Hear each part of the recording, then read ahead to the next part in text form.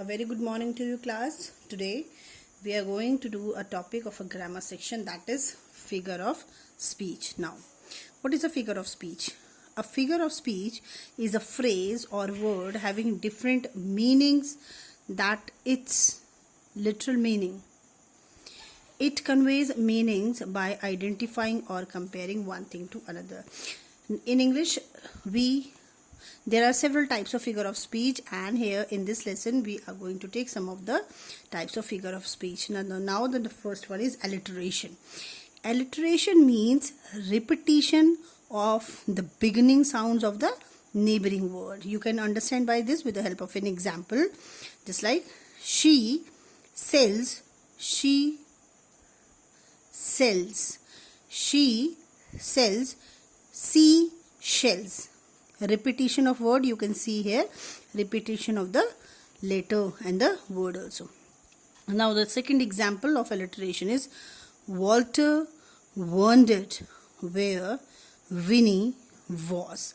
Now in this example you can see that W, W, W, W, W, they all are repeated. It means in this sentence we are having alliteration. Now the next figure of speech which we are going to take is hyperbole. What is hyperbole?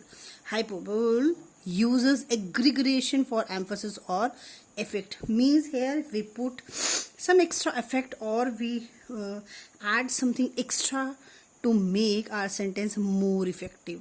For example, my grandmother is as old as the hills. Here in this sentence we are saying that the grandmother is as old as the hills. It does not mean that her age is that of the age of the hills.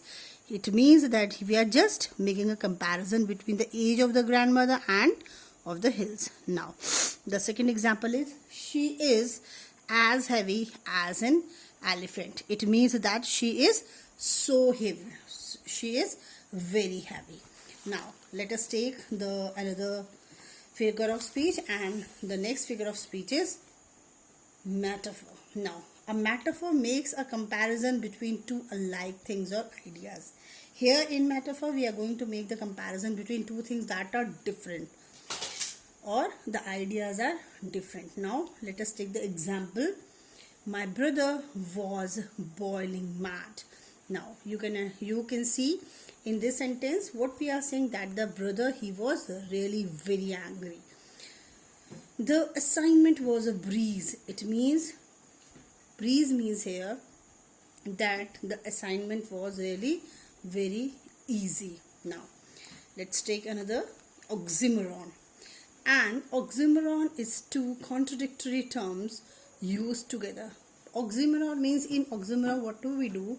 We take two opposite words together in a single sentence. Now you can better understand this with the help of an example, and the example is there was a love-hate relationship between the two neighboring states. Now here we have used the word love and hate together. You can see that they both are opposite.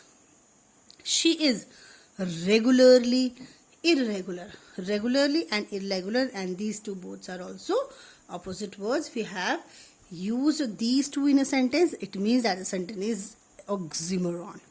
Now let us come to the personification. Personification gives human qualities to non-living things or ideas. Personification, we can see in many poetries that the things are used as personified in a personified manner. Just like in class 10th earlier we used to read the poetry Brook, and it was a fine example of personification. Now let us understand with the help of examples. The star danced playfully in the moonlight sky. Here the stars danced. We know that stars are non-living things and they dance. It means personification. The wind sang through the meadow. Wind sang, personification. Now let us come to the next one, that is simile. A simile is a comparison between two unlike things using the words like or as. Whenever in a sentence there is a word like or as, you can make out that the sentence is an example of simile.